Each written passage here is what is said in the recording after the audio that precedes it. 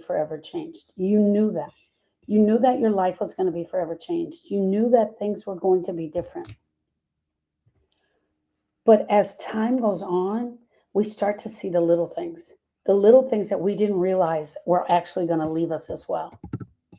Our laughter, the change in our sleep, the way we are dying to hear their voice, the loneliness in the bed, the coldness in the bed. There's so many things about the grief that lay under the grief. A lot of times I'll tell you guys that there's secondary losses, but there's so much about the secondary losses that we didn't realize were actually there. And that's what we've been talking about. Like, what meaning did they bring to your life? What meaning did you have in your own life? What meaning did the two of you to mean together? It's kind of where we've been hanging out this week. And one of the reasons is because I want you guys to understand that you didn't just lose your person, number one, which you know that. But sometimes we get irritated and we're tired and our grief is hurting us. It's causing pain to us and we don't absolutely know why.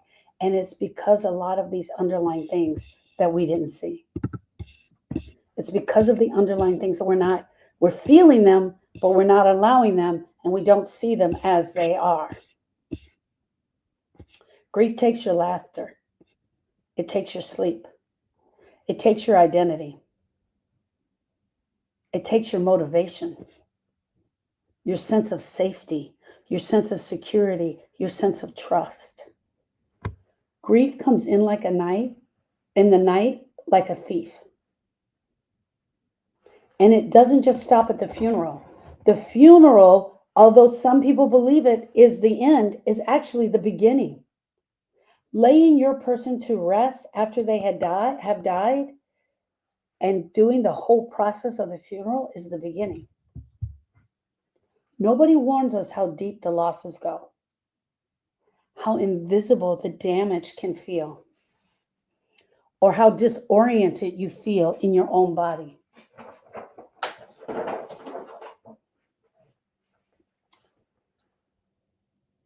But just because grief took them from you doesn't mean you can't take those things back, those little things back that you lost. Oh, Angelica, she said, today is my friend's birthday. Happy birthday. What's her name, Angelica?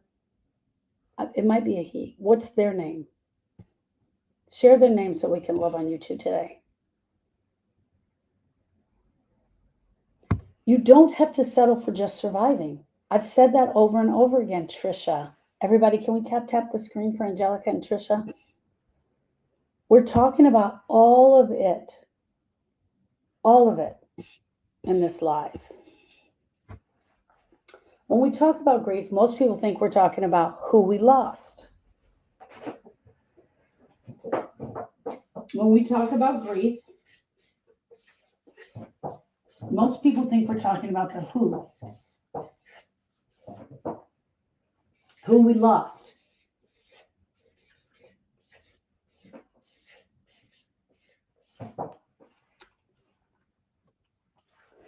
But what they didn't tell you, and what they are never prepared you for, is how much more of your life grief takes.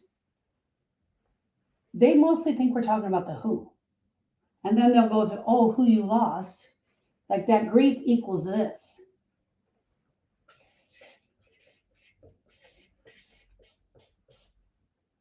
You lost your person. We know that. We talk about that all the time. And your life. I'm going to say your old life. Your old life. Because it's going to change. Grief will take your person and your old life. And this is going to change. And only you can decide when and how that changes. When and how that old life changes. What it's going to change into. Only you can decide that. It takes away the way you laughed. You remember you can get to those deep belly laughs, those laughs that are so deep. But when grief comes along, even doing that, even mustering that takes effort. Even mustering that up takes effort. Takes away the way you laughed, the way you walked into a room with confidence. Hey girl, I'm here. We've been talking about this week. The way we walked into a room because we had our person. We had our person with us. We're the dynamic duo, the ones that everybody is expecting. It takes the comfort of knowing someone was totally by your side. The comfort. It takes the little things, your appetite, your sleep, your joy. Grief comes in the night like a thief, and it takes it. And for a while, it feels like it might take you too. For a long time, it feels like it might take you too. But before I go on, I want to talk about that. The things that grief takes.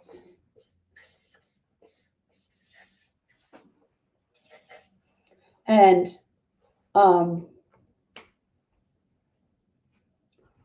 the way you laughed.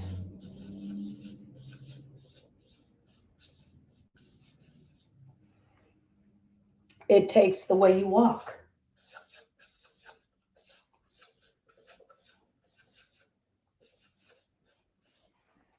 Right? It takes the way you laugh, the way you walk, the way you sleep, the way you eat.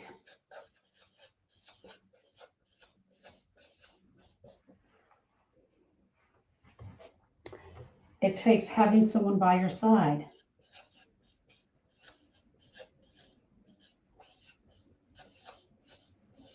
Your person. It's not just your person. It's that person that was by your side. The person that was always there for you. The person that was holding you up.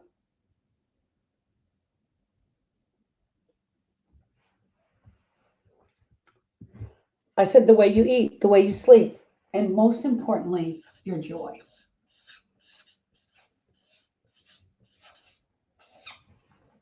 Grief takes the way you laugh, the way you walk, the way you sleep. It takes, and those little things, Aida says, and the way you cry.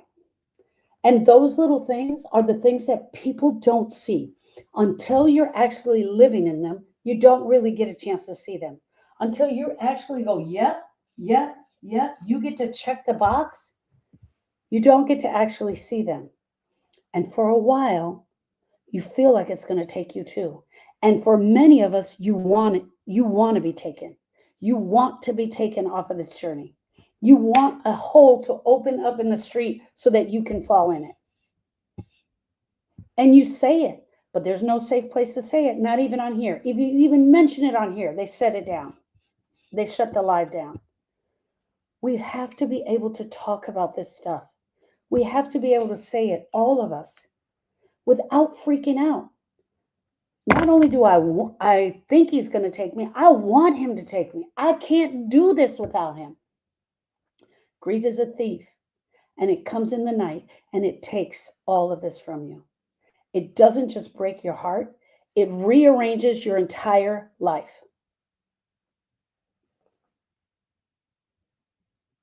It does not just take your heart, it rearranges your entire life. What is the one thing? Here's my question. What's the one thing besides your person that you've lost? What's the one thing besides your person that you didn't expect grief to take? Do you know what that is? And I just realized I never put my earrings on. Do you know what that is? What's the one thing as you're sitting here and we're talking about it? Is it your sleep? Is it your sleep? Is it the way you eat? Is it your comfort? Is it your comfort zone?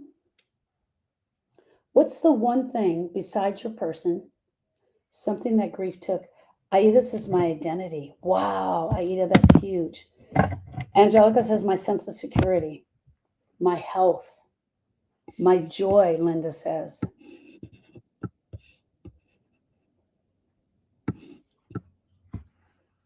It takes away everything. I've been in panic mode for weeks. And now I don't know why. Anxiety every day, panic attacks every morning, tired of being alone, scared. I'm tired of grieving, tired of my brain feeling scrambled. Deborah, my heart to yours. Grief took away my family and friends. Karina says, grief, comfort, my father, holder of the family, the one that held the family together. Yes, it definitely takes the person that holds the family together. Let's start with number one that grief takes away is your energy. I didn't put that on this list.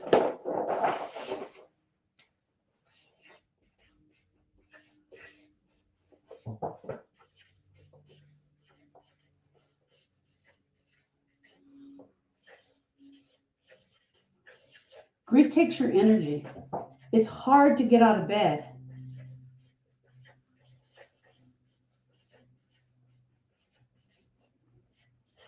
Guess what? It's also hard to get in bed. Some of us can't sleep at all. Some of us go to sleep for a minute and then we wake up in the middle of the night.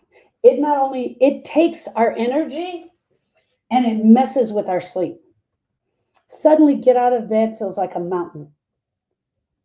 Simple tasks like dishes, laundry, brushing your teeth, all of a sudden feel impossible. I can't even tell you how many times I've been with a griever and she's like, I haven't taken a shower in 3 weeks. And the first thing I say to her is, so don't. If you don't want to take a shower, don't take a shower. It's not offending me. I'm not with you.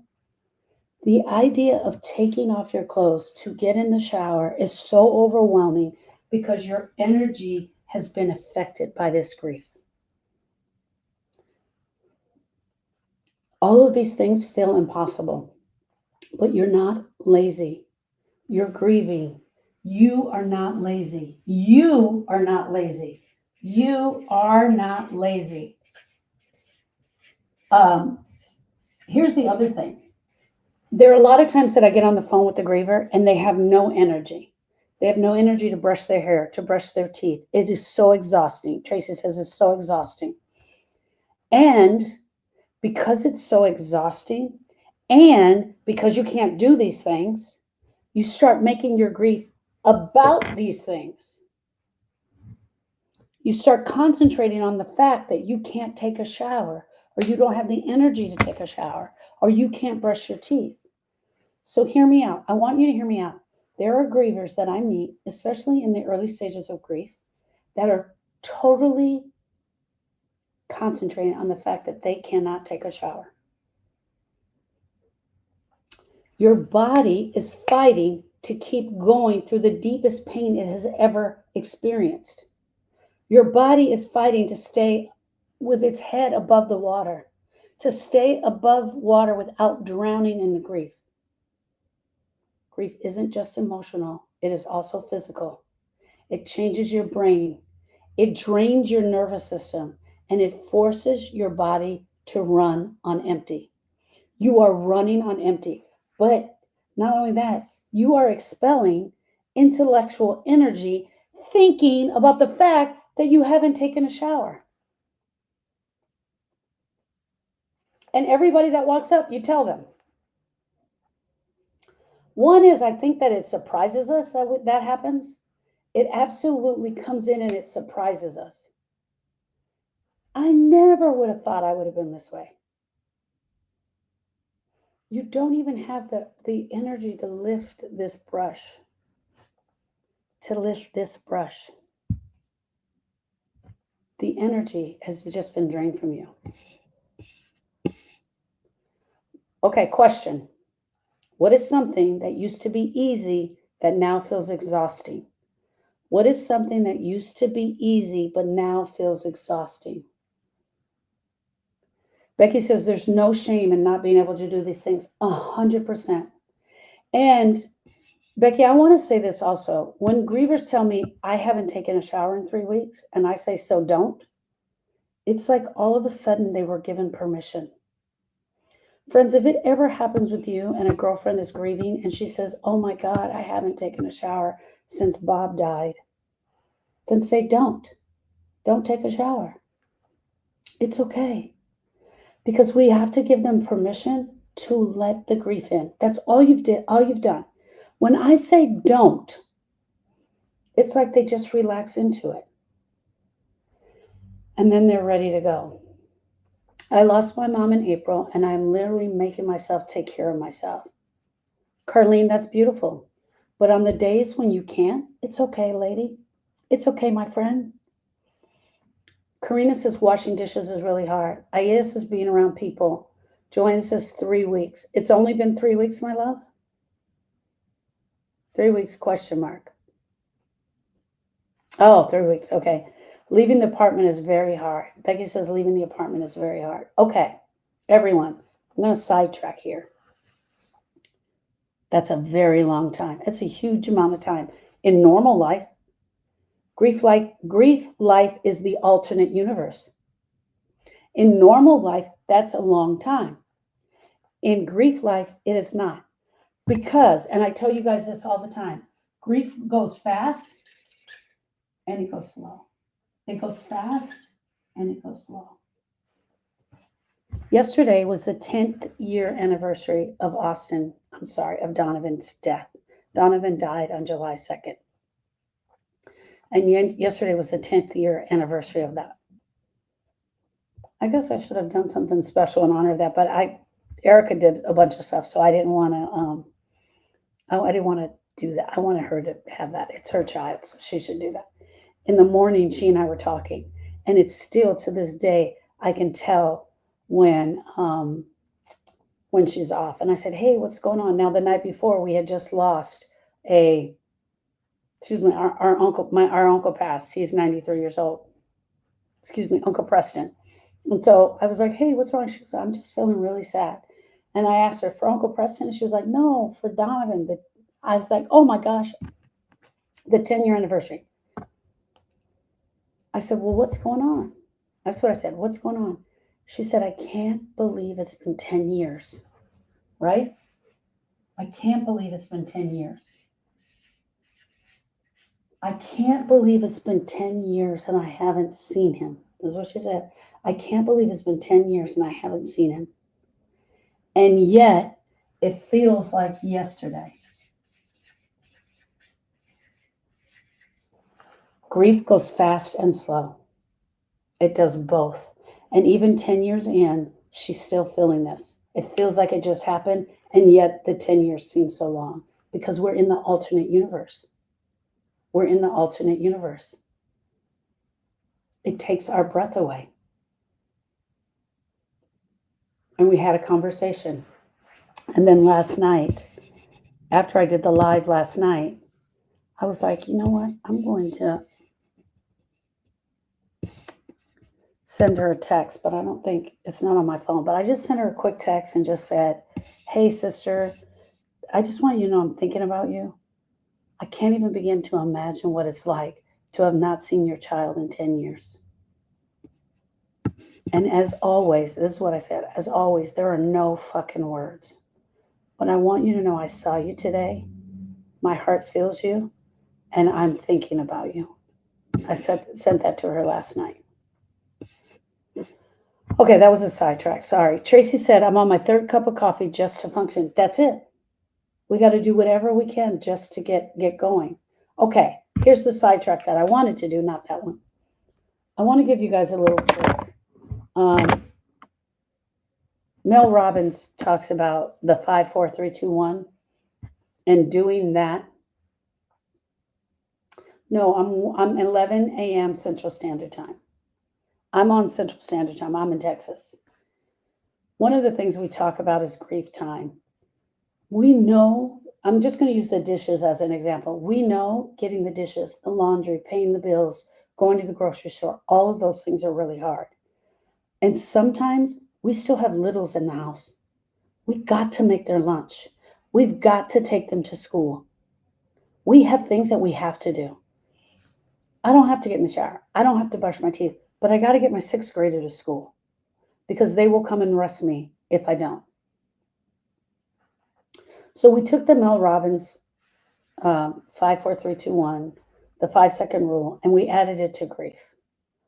And here's the deal, friends. When you know you have a load of dishes to do, when you know you have a load of dishes in that kitchen, you got to wash them, but you're so broken with grief, and you didn't wash them on Sunday, you didn't wash them on Monday, you didn't wash them on Tuesday, and it is starting to stink. And it's Wednesday, and you're like, the only thing I have to do today is do those dishes. I want you to do a couple of different things.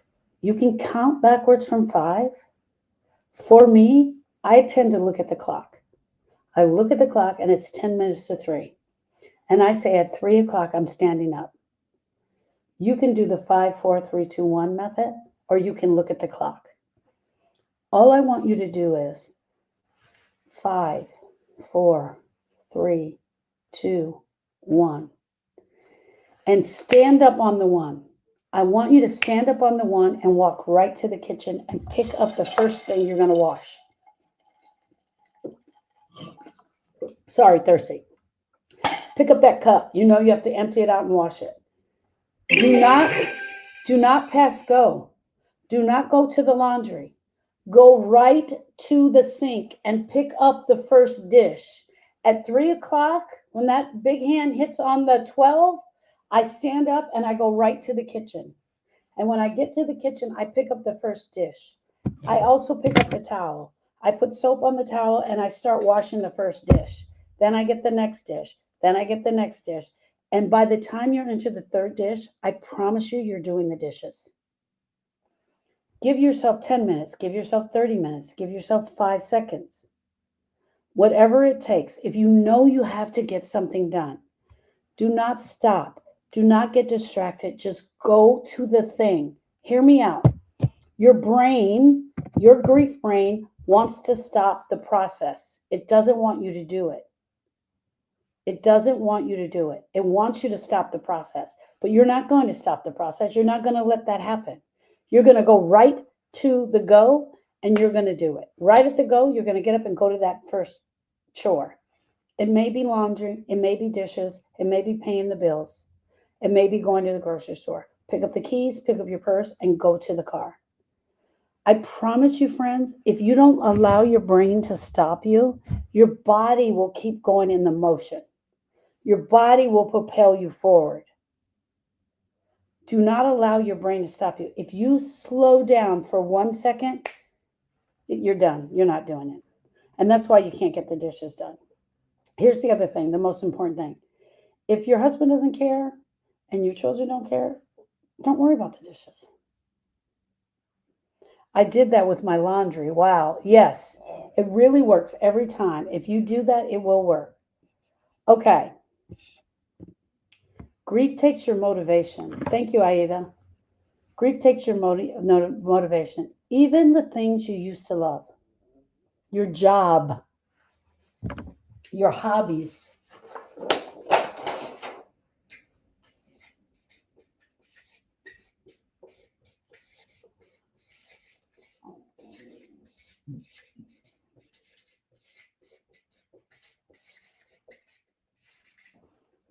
Your job, your time with family,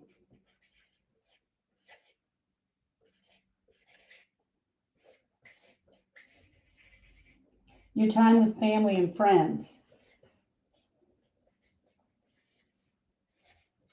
your time with self.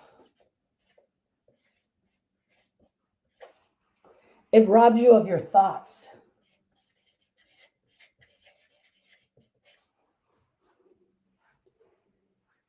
Your job, your hobbies, your goals. Did I say hobbies?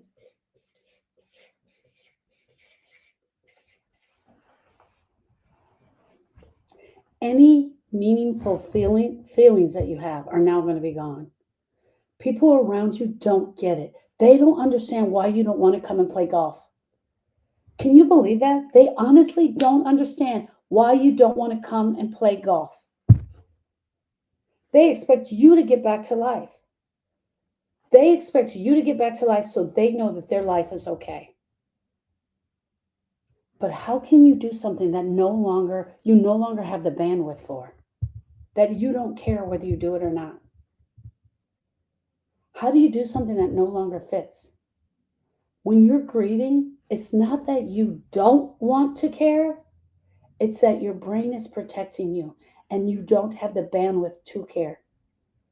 Your brain 100% is focusing on survival and concentrating on the grief.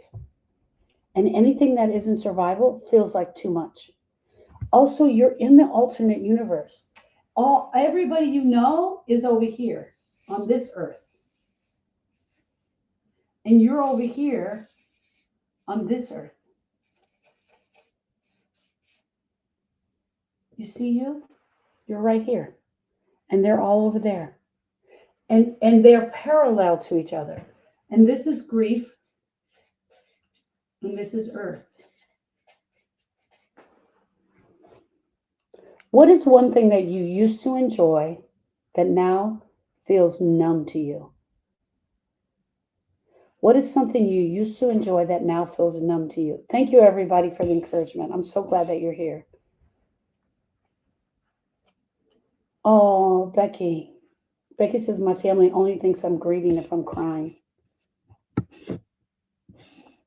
What is something you used to enjoy that you no longer feel? Singing and writing. Tiffany says his birthday.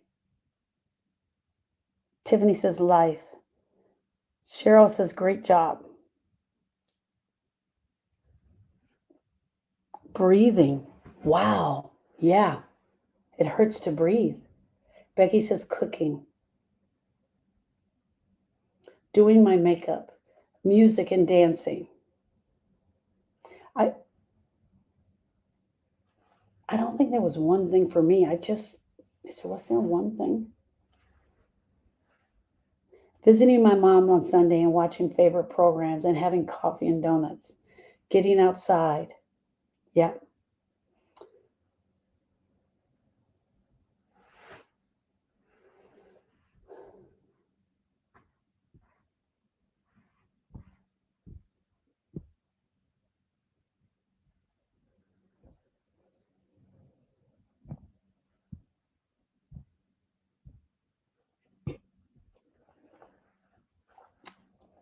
Writing and expressing myself.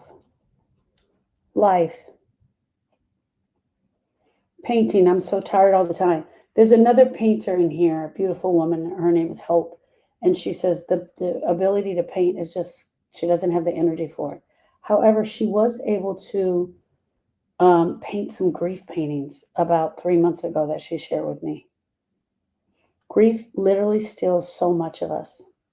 Trisha says talking. Linda Lou says reading. Absolutely. Great idea. Yeah, she painted some pictures and she called them grief, and they're fantastic. We can become totally different people, completely unrecognizable. Yes, it's alternate universe. You leave this universe and you go over here, and you are right here doing everything that you normally do over here, but nobody understands it. They don't get it. And you stay in the alternate universe for a while, and it is the weirdest feeling. Hey, Miss Debbie. Grief takes your sleep. Grief takes your sleep. That's when everything gets quiet.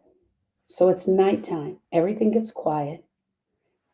The minute everything gets quiet, have you guys noticed the pain goes up? Have you noticed when it quiets down, the pain starts to get louder? It's not that the pain is louder. The pain is still the same. It's not that it got quiet. Quiet, loud, it doesn't matter. You're still going to be in pain. It's that your brain activates. Your brain gets activated. You lie in bed, you are thinking, you're remembering. Every time you have a thought, you get a grief emotion. Every time you have a grief emotion, you feel it. Everything gets quiet. You lay down. I wonder what he's doing. Is he okay? Does he miss me? Is he safe? God, please tell me he's safe. I wonder what it's like in heaven. I hope you come to me in my dream. Like literally, you go through this routine the minute it gets quiet. So you're thinking about him. Oh my gosh, I don't think I can make it through. I'm so exhausted. I can't believe I did this day. Like your brain really revs up in the quiet. You lie in bed. The thinking is so quick. You start remembering, you start aching.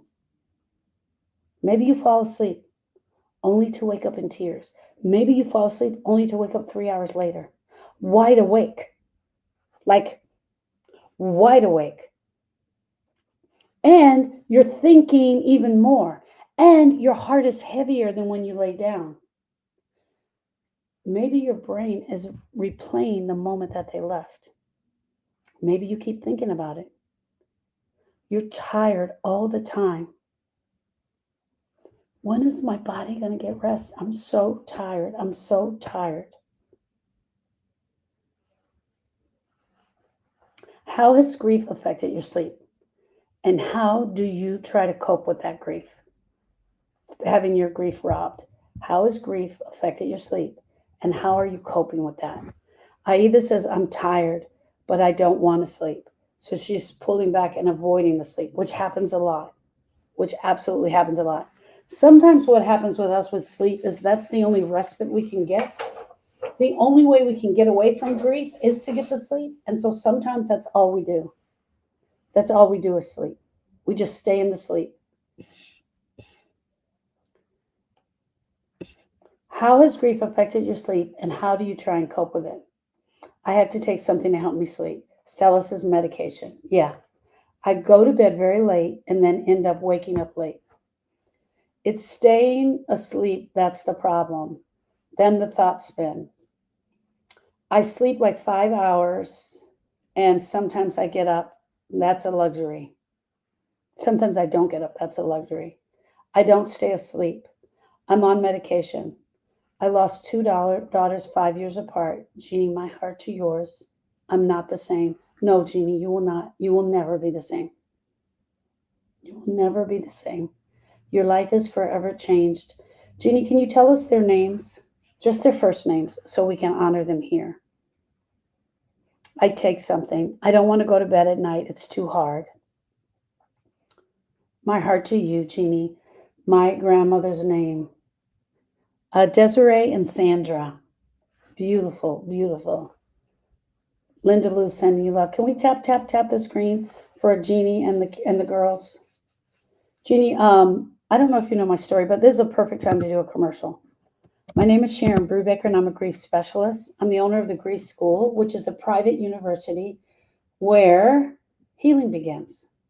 In 2006, my 10-year-old nephew, Austin, drowned at the lake.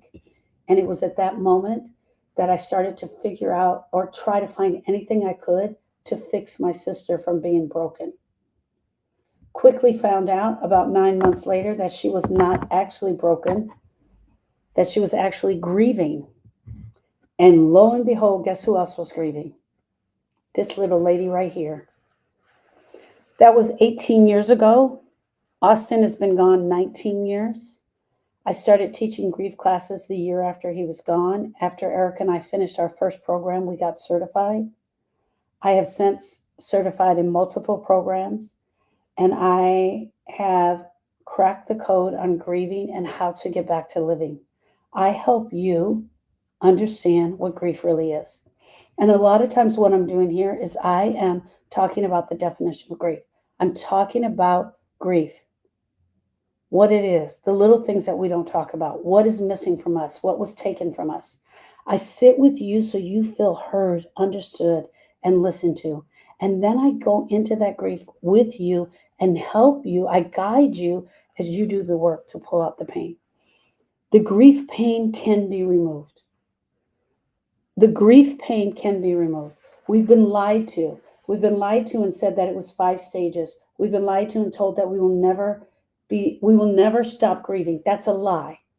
We've been lied to and said that there's nothing that we can do. We've been told to give it time, to keep busy, and that it will eventually take care of itself. And that is not true. You will miss your person. But the pain of grief is what I'm going after. The pain that's in your heart, the brokenness that is keeping you from moving on. That's what I go after. Thank you, friends. Thank you. Grief takes your confidence. Grief takes your confidence.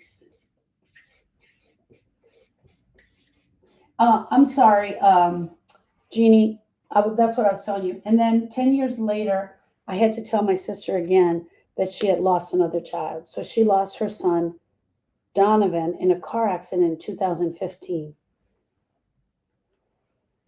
Um, and yesterday was the 10th year of Donovan's passing. And we're all going to be together tomorrow, and we're going to be celebrating Donovan. Grief takes your confidence. You start questioning yourself. Am I doing this right? This cannot be right. This feels so bad. Why can't I hold it together? Why do I feel so broken? You forget things. You space out. There is a certain look that a griever does. There is a certain thing that a griever does. They look off. Their eyes have that look of looking off, but they're staring into nothing. The grief gaze. I call it the grief brain. What's happening in the grief brain, in the gaze, is that you're actually going through a memory. You're actually going through a memory. Your brain's searching all of the memories. Immediately after you found out someone has died, immediately. When I tell you immediately, I mean immediately. My uncle died, today's Thursday, he died Tuesday night. I didn't hear the phone ring. I got the call yesterday morning at 5 a.m. Well, I saw all the calls and I made a call. Immediately after I got off the phone, my heart was so broken, and I went immediately to a memory of me and him. It is like your brain just opens this drawer. It opens the drawer and it just starts looking for memories. Oh my gosh, the Duracell battery. This was the time that I didn't get the batteries, and he was really mad. I went to the store and I came home without the batteries, and he's like, "How could you forget the batteries? It was the only thing you went there for." You start remembering that, and then you drop that memory, and you go to the next one. Oh, the hand sanitizer. This is hand sanitizer. Oh, the screen cleaner. Oh my gosh, the screen cleaner. Blah blah blah blah blah, and you go through that memory, and then you drop it. You don't just stay in there, and you may go back to this screen cleaner memory 10 times a day. Why didn't I say that? Why didn't I do that? Why didn't I run when he said that? Why didn't I tell him how much I love him? Why didn't I tell him how much I miss him? Your brain is going through all of these memories. That's the stare. And if you ask the griever, hey, what are you thinking? What are you thinking about? You like snap them out of it, and they look at you and they're like, nothing. They didn't even realize that they were doing it. They didn't even realize that they were doing it. And then you beat yourself up for not being strong enough. It is not a character flaw. It is what grief does. Grief comes in the night like a thief and takes all of these things. It breaks your focus. It shakes your identity. It leaves you feeling unsecure of everything. Unsure of everything. Even who you are now. My name is Sharon. My name is Sharon Brubaker. I'm a grief specialist. I'm the owner of the Grief School. How have you found yourself feeling like a stranger in your own world? How have you found yourself feeling like a stranger in your own life?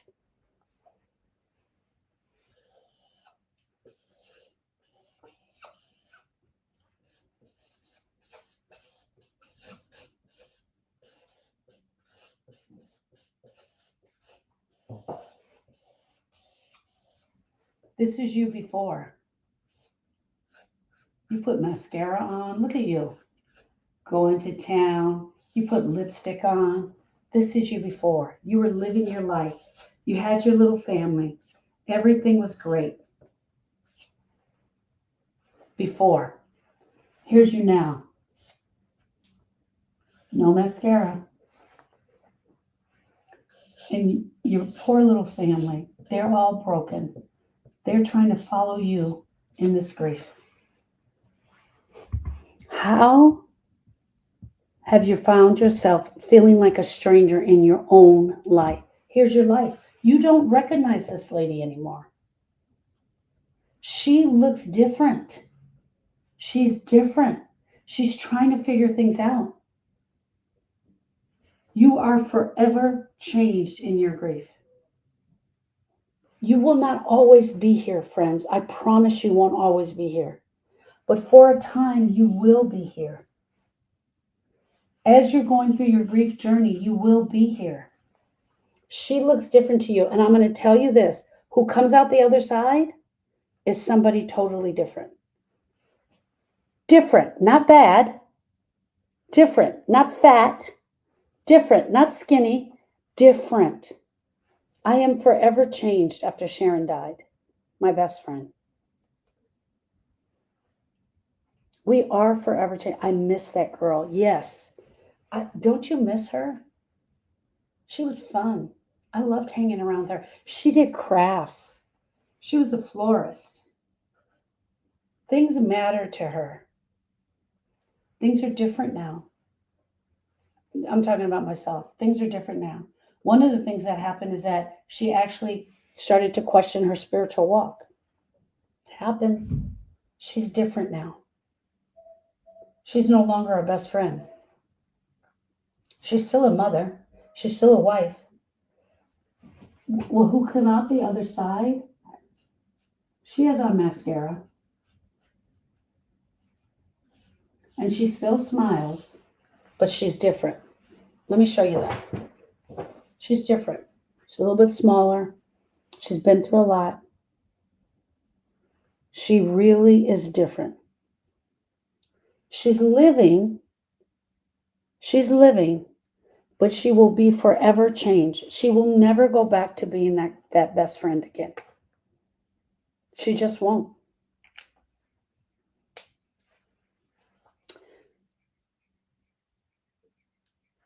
Anytime someone that I know dies, it takes me back. Yes. I'm literally crying. This is how I try to explain to people. Miss Erica, they don't get it.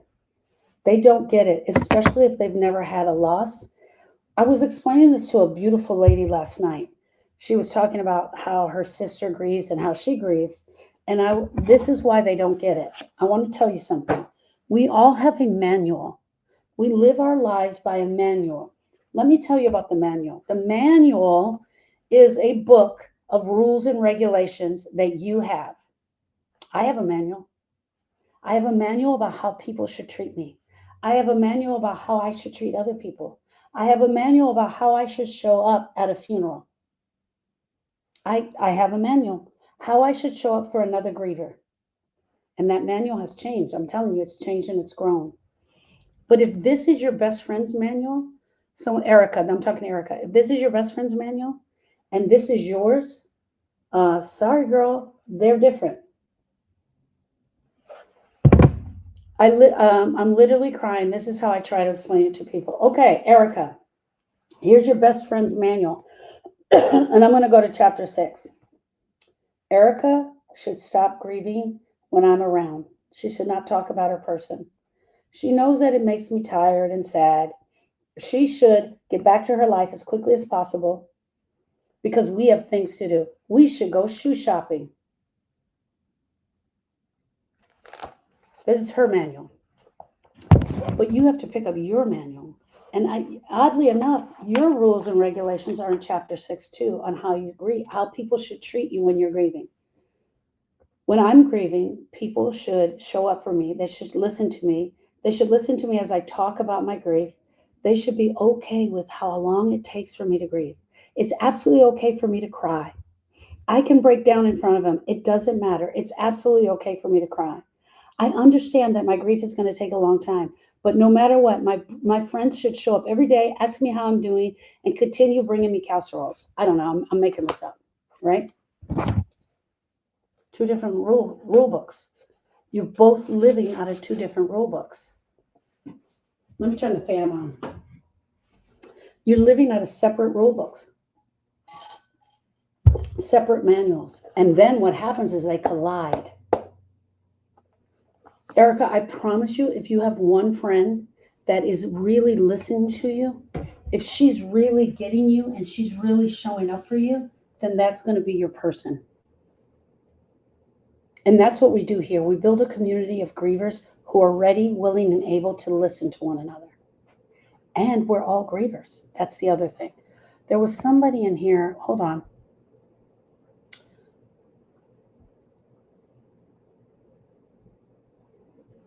Oh, someone said I don't go to funerals. Grievers have choices. Grievers have choices. Not going to a funeral is absolutely okay. But they're not going to get it because it's not in their manual. Everybody goes to the funeral. Everybody goes to the funeral. Everybody views the body. Everybody cries. It's in their manual. But your manual says, I can do whatever I want. And if I don't want to go, I'm not going to go. And I've decided I'm not going to funerals. Here's the other thing. I was just telling this to a beautiful lady last night that lost her son. The funeral's for the living. Our person is already gone. They're already at rest. The funeral's for us. Thank you, Diane. The funeral's for us, for the living, for us to have that's where you get this thing that they call closure. I don't believe in closure, and I don't teach closure, but that's what that's for. This made up thing that they try to get you to do called closure. Okay. All of my TikTok friends, I'm going to come back. Let me finish this lesson, and I'm going to answer all your questions that you're here. You are all very welcome. Grief takes your peace.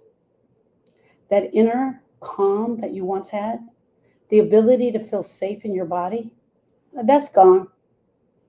Everything feels uncertain to you. You're hyper aware. You're on edge. You're scared something else will happen. I can't even begin to tell you how many times grievers ask me, when will that go away? You start to look around like, oh my gosh, I'm going to lose someone else. Jeannie, I don't know about you, but one of the things that Erica really said was, I already gave one. Really speaking to God, I already gave one.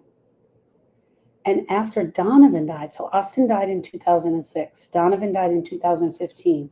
After Donovan died, she was hyper aware of other losses and possibly losing her husband. Hyper aware of my body shaking. Hyper aware of fear that another shoe was going to drop. And that's your nervous system, my friends. Okay. Grief is a full body experience. You experience grief in your entire body.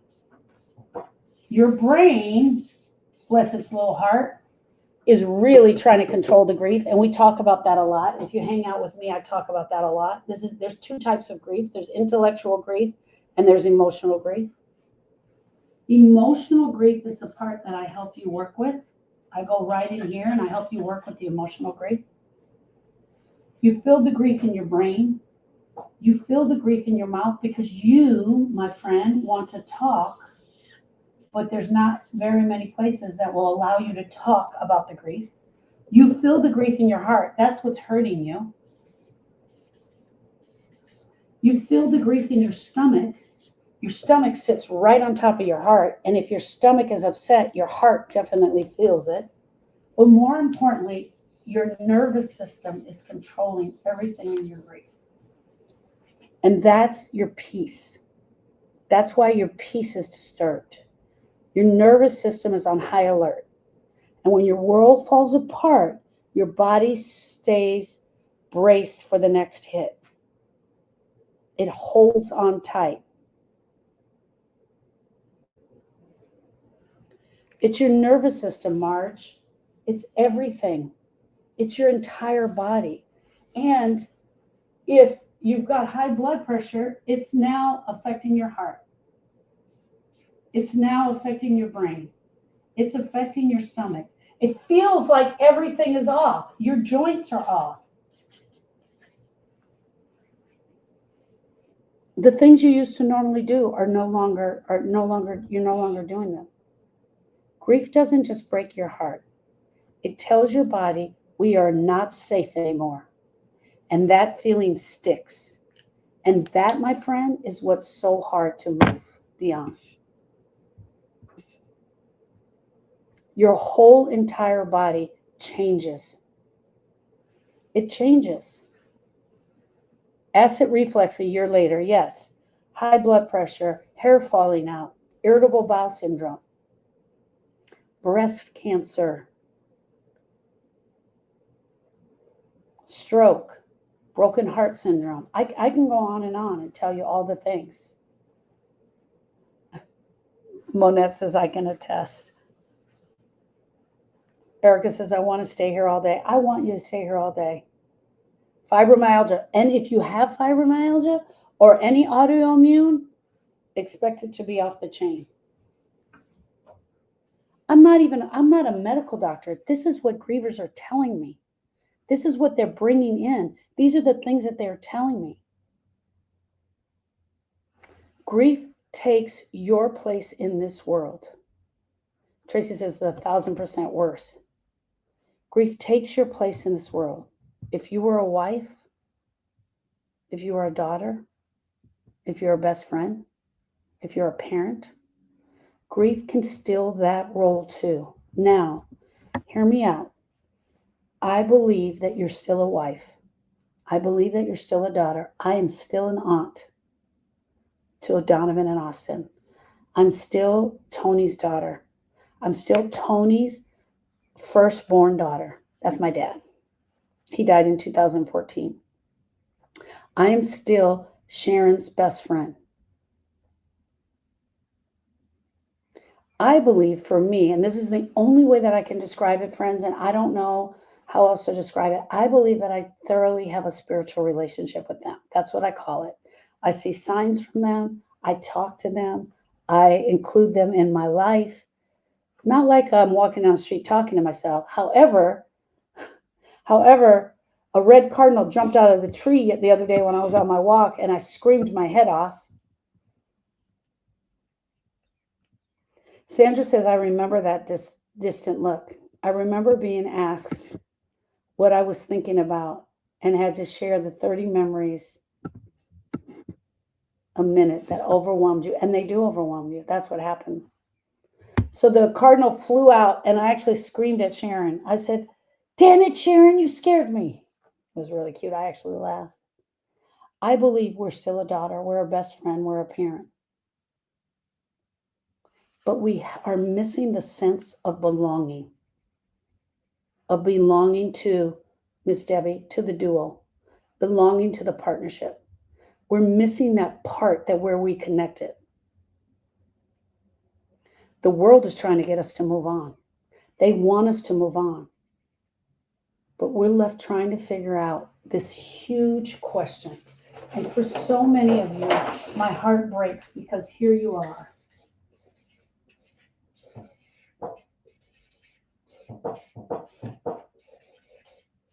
Who am I now? Who am I now without them? Who am I now without my husband? Who am I now without my child? How do I figure this out? The world is really trying to get you to just move on, get going. He wouldn't want you to feel this way. This isn't where you should be. The loss of identity is one of grief's deepest cuts. It's not just about missing them.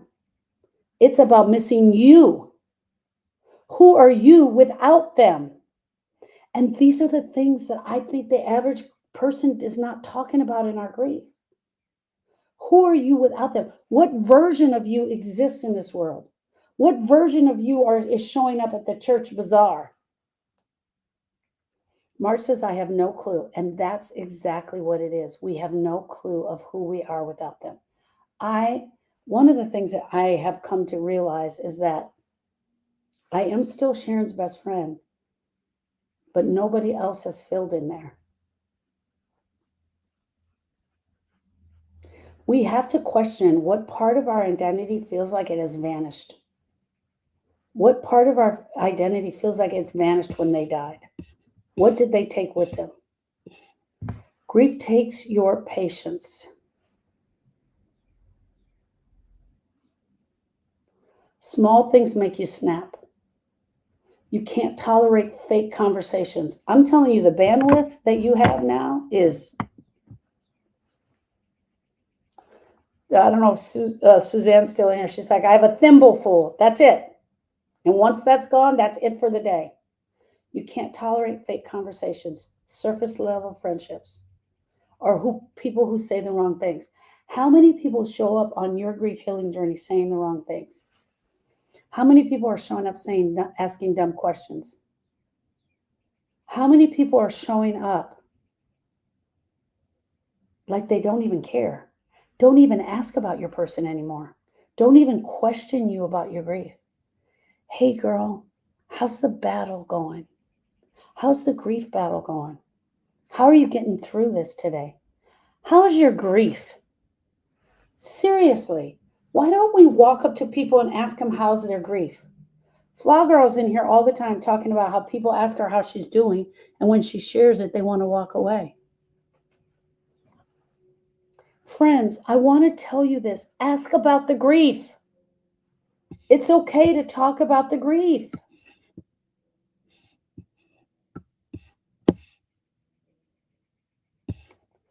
I'm talking about your patience. We don't have any patience. Small things make us snap. You can't tolerate fake conversations. You feel raw. You feel exposed. That's not you being angry. This is not you being difficult. This is grief drawing boundaries that your mouth hasn't learned how to speak yet. So, one of the things that I often teach is that we tell people thank you. We draw the boundary by saying thank you. Hold on, my pants are driving me crazy. I had to put a cuff in my jean that's driving me crazy. Hey, let's say, for example, your person unalived themselves. Let's say your person unalived themselves. It is not uncommon for people around you to come up and say, did he leave a note? Like asking things that are so inappropriate. Did you, did he have insurance? Oh my gosh, how did this happen? Because I was talking about this the other day. People would rather hear the bad news than the good news, period. They want to hear the bad news. That's it. They don't want to hear the good news. They definitely want to hear the bad news. That's number one. Number two, they just want the juice of it, right? So I'm going to play this out for you. Um, hey, hey, girl, hey, girl, did he leave a note? And this is you. Thank you so much for asking. I really want to get into that, but now's not the time. I really don't have the energy for that. You lead the sentence with thank you for asking. Thank you for asking. Anything that you don't want to do. Hey, girl, I was just thinking about you. Let's go shoe shopping. Hey, thank you for the invite, but I just don't feel up to it today. When you say thank you, you pull out the boundary from the ground up.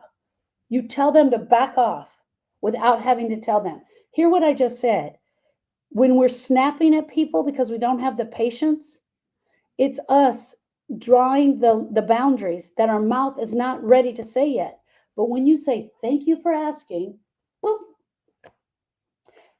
you never told me, did he have insurance? Thank you so much for asking. I really want to talk about that, but it's really heavy today. Thank you. It also makes them feel like shit. It makes them realize they asked an inappropriate question. Not only that, sometimes they are ready to listen and they want to grab you at the inappropriate time. You're walking into the board meeting, you're leaving to go to the attorney, you're going to the doctor, and then they want to have the conversation when you needed them 3 weeks ago. Okay, Tracy says, my best friend asks me every day how I'm feeling. That's exactly what I'm looking for, Tracy. Exactly. but I also know she's safe for me to say and tell the truth. That's different, Miss Tracy. That's totally different. If we have somebody who's ready, willing, and able to listen, and they're going to ask us about our person, that's who we want. We don't want the nosy person. We don't want the person that's coming in trying to understand the story. I want to tell you guys something, and I don't know this to be true, but I'm going to say it anyway. I don't know this to be true. 800 people came to Austin's funeral. 800 people came to a 10-year-old little boy's funeral. I have a huge family, an enormous, I was just trying to say enormous. I have an enormous family. My dad's from a family of 12. My mom's from a family of 6. There are 5 kids in my family. 1 brother, 4 girls. We all had our own friends that came. My parents, both of my parents were still alive. They were pillars in their church. All of their friends came. Erica and Lewis are big pillars of the community. All of their friends came. The fire department, the sheriff's department, and a bunch of gentlemen with monster trucks drove down the street. It was like a king had died. I kid you not. But there were a lot of people. And this is me. I don't know. This is me and my gut. I think people came, and I stopped this. I stopped it. I think people came because they wanted to see a child in a casket. I think some people came because of that. Just my feeling. I could be wrong. I could be totally wrong. I could be totally wrong, but that was just me. That's the way I felt. And so we did not have the casket open to prevent that, if that were the case, because to see experiencing a child services is out of the ordinary, right? So I cut that off at the head. Thank you, Erica, that she let me lead that. Okay, this one is huge, the one I'm going to next. So that saying thank you for asking cuts that and puts the boundary in. Helps you with losing your patience. The next one is your future. Grief takes your future. Grief takes your future. Or at least the version of your future that you thought you were going to have with them in it. Your plans, your hopes, your dreams, your expectations, all of the things that you wanted, the things that you guys said you were going to do. They all look different with your person in the picture. We are going to go to Europe. We're going to go to Mexico. We're going to build a house. We are going to travel the world. We're going to travel the United States. We're going to buy a motorhome. We're going to travel all around the world.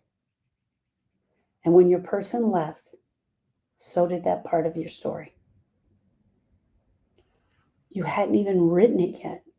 You hadn't even experienced it yet. You have some of it in your mind. You talked about it. And now you're stuck between what was and what was supposed to be. And absolutely what is, the reality of what is. This is where a lot of grievers get stuck. Not just grieving the past, but grieving the future. Grieving what happened. Grieving of what they feel they will always be.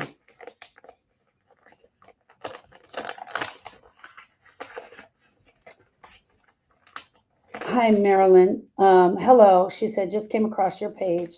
Someone had said something about my heart to yours, Marilyn. Truly my heart to yours.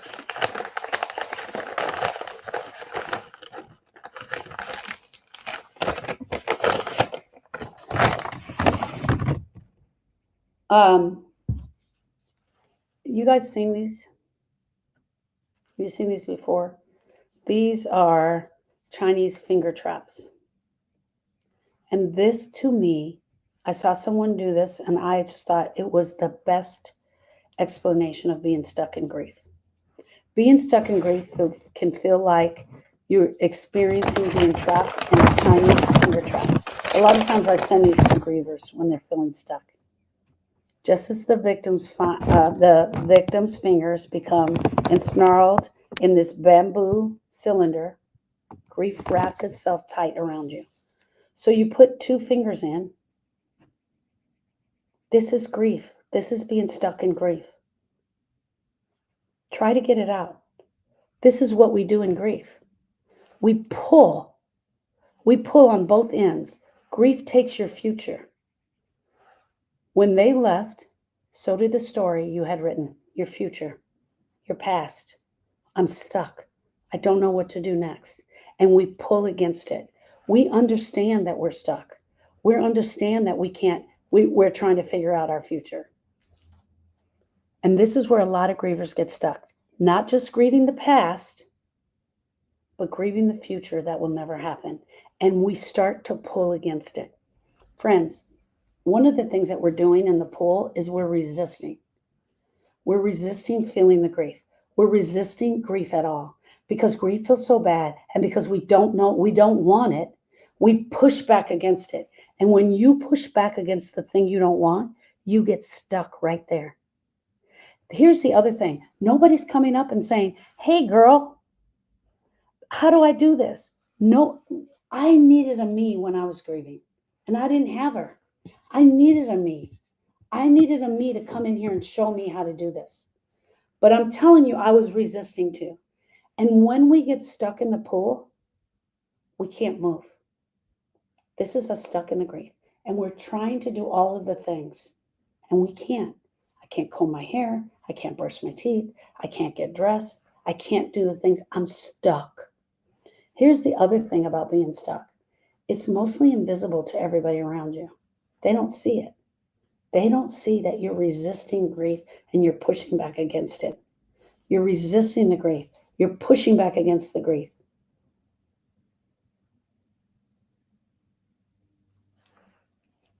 We can stay like this for years, or we can slowly take a breath, go into the grief. In order to get this off, you've got to go into it. You got to push into it. So we push into the grief, and we can slowly release one finger. Using our thumb, we can slowly release one finger. And then with our other hand, we can take this off. That needs to be guided. We need somebody to guide us through that. We need someone to guide us through that. Marge says, I thought I would share.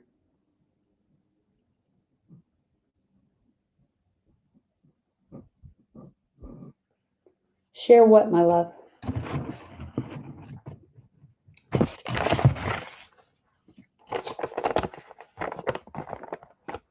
I want you guys to remember that this grief does not have to define your entire life. I know that your future has been robbed from you. But this grief doesn't have to define your entire life. At some point, you are going to stand up tall, straight, and you're going to decide, what plans do you want? What hopes do you want for the rest of your life? What dreams do you want? And they will look different without your person. The dreams and hopes and expectations you have are going to look different. You can choose to stay stuck, or you can choose to do your work, your much needed work, and go after the pain in your heart. What future moments do you find yourself mourning the most? What future moments do you find yourself mourning the most? I don't know. Marge just said, I thought I would share. That's all she said, but I don't see her share anywhere. Thank you, Monette. The worst part is the loneliness, being alone. Is it the wedding? Is it your son's wedding? Is it your daughter's wedding? Is it that your husband won't be here when the grandchildren are born? His marriage and his children, yes. The holidays, their birthday, the retirement we were supposed to have. We were supposed to grow old together. We were going to sit on the porch in a rocking chair.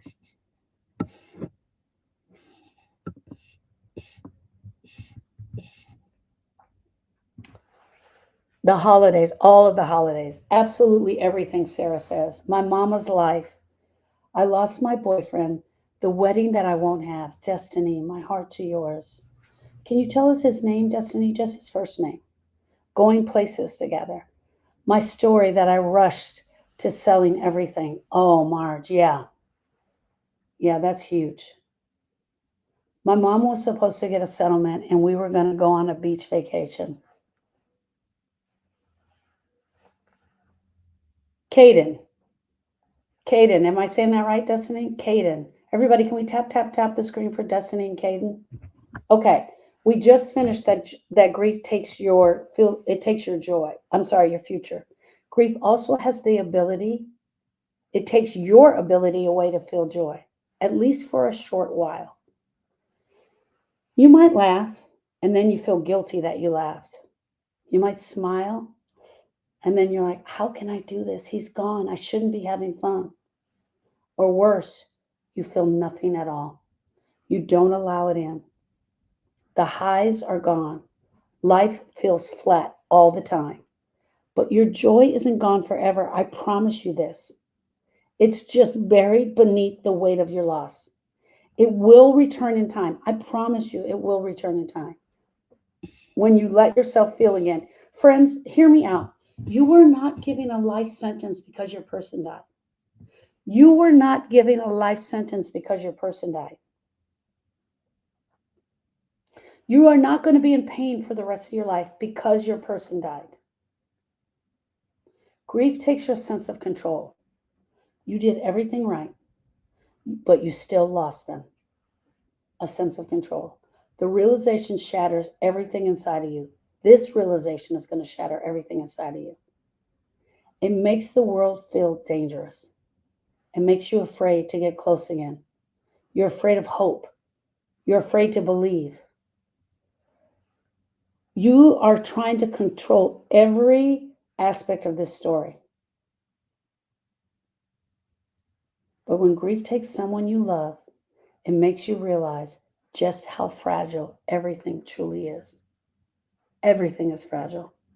Have you noticed yourself trying to regain control over things in your life?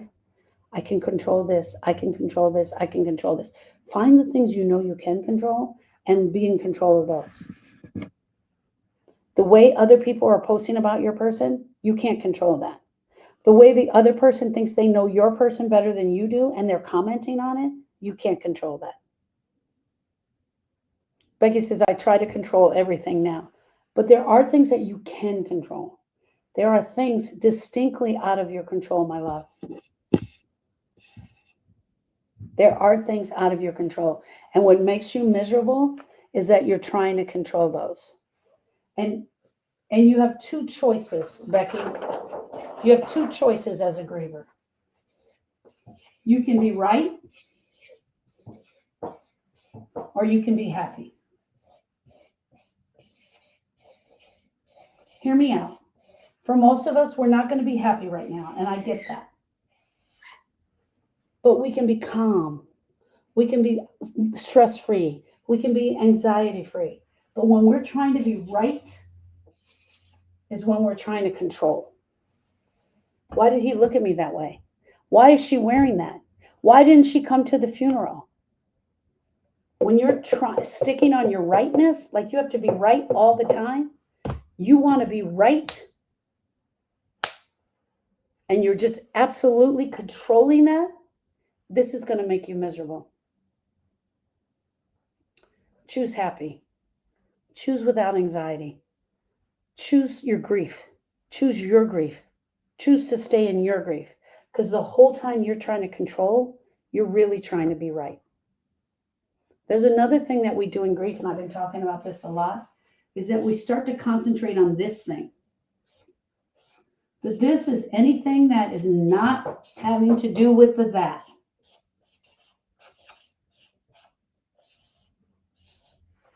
This is anything that we're trying to be right about, that we're trying to control in our grief. Look at that. Instead of concentrating on our grief, figuring out where we need to be to not have an anxiety, to where we can be calm. If we look over there and we start complaining about the way that they showed up or what they wore to the funeral, and we just keep staying there, it's only because we don't want to be looking at our own grief. Okay, this last one that I'm going to read is absolutely huge. Grief takes your voice. Grief takes your voice. For many, the pain is so deep and so misunderstood that we go silent. I'm going to read that again. For many of us, the pain is so deep and so misunderstood that we go silent. Grief takes your voice. And in that loneliness, in that aloneness, we have no voice for many of us. We can't even speak the words of who we are. We stop talking about the grief. We stop talking about the grief because we have nowhere to share the grief, because people don't understand the grief. We don't want to be a burden. I don't want to be judged. So I'm just going to stop talking about my grief. I don't want to hear more cliches about he wouldn't want you to be like that. I don't want to hear that. Friends, we stop talking about the grief because the things that we need to talk about in the grief are deep. We need to talk about the last moments. We need to talk about getting the phone call. But we need to talk about it over and over again. But we need to be listened to and heard with respect. If you come to me with your grief story and you keep repeating it over, I'm just going to listen. I have a beautiful lady I'm working with right now. We're probably on week 6. And I think, other than yesterday, she's told me the grief story every single time. Because every time you hear yourself say the grief story, you find things within that story that you didn't realize. You didn't realize things about yourself, but you find it in the story. What part of your grief have you kept hidden? Because we don't have a voice, we start to stuff it down. Because we don't have listeners, we start to stuff it down. And then we start suffering alone. But the silence doesn't heal. Speaking does, talking does, sharing does. Feeling seen, heard, and understood with respect is what we need in the beginning. Feeling heard, being held, given the space to talk about it. What part of your grief have you kept hidden? And what would it feel like to speak it out loud? You don't have to share that here. It was just a question I wanted to leave you with. Okay, friends, I have got to jump off. I absolutely have a client at 1 o'clock and I need to get ready for her. My name is Sharon Brubaker and I'm a grief specialist. I'm the owner of the Grief School. The Grief School is a private university and the place where healing begins. I not only look at the obvious aspects of grief, but I want to look at the unobvious aspects of grief. I want you guys to come together where we can listen to one another, feel heard and seen. And the place that I do that is in Grief Study Hall. Grief Study Hall takes place every week. It's a 2-hour class. It's something that I do for the community. You can go to the link in my bio and click on the link that says click here for hope. In that link that says click here for hope, you'll find where you can sign up for Grief Study Hall. If you go into the link in my bio that says click here for hope, you can also follow the Facebook page. On the Facebook page is called the Grief School, or the Book of Face is what they call it, is the Grief School. In there, all of my lives stay recorded in there. You can follow me on the podcast. I've had the podcast since 2018. You go to the link there and you follow the podcast. I have a blog. I have a podcast. I'm on Instagram, YouTube. Most of my podcasts are recorded and then I post them onto YouTube. So there's plenty places where you can find me, where I'm teaching and talking. If you go back to about 2 years ago, Erica and I were doing this together. We're now doing this separately. But if you go back to 2 years ago, you can find that. I will be back Saturday morning at 10 a.m. Central Standard Time. That's 8 a.m. in Los Angeles and 11 a.m. in New York. I'll be back with a class. And let me just tell you real quick what I'm going to be teaching so you know. I've been doing the same, a continuation this week, which is the meaning of grief, losing the meaning of grief. Saturday, I'm doing You're Not Broken. You're grieving the invisible. You're grieving the invisible. So I'll be doing that on Saturday. So join me back here. I love each and every one of you. I want you to know that I see you. I hear you. I am here for you, and I am you. I'm a griever first. That's what got me here. Thank you for the love. Thank you for the energy. And I will see you guys on Saturday. Thank you, friends.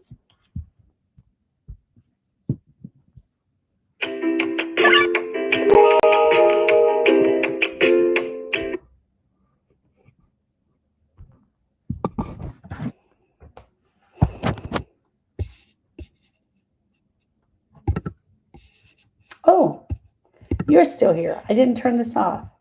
Hey, Valerie, how are you doing? So glad that you're here. No, you're not Valerie. You're Kathy. You're the one that's under Bill. Yes, thank you, Kathy. Yes, absolutely. All right, friends. I will see you on Saturday at 11.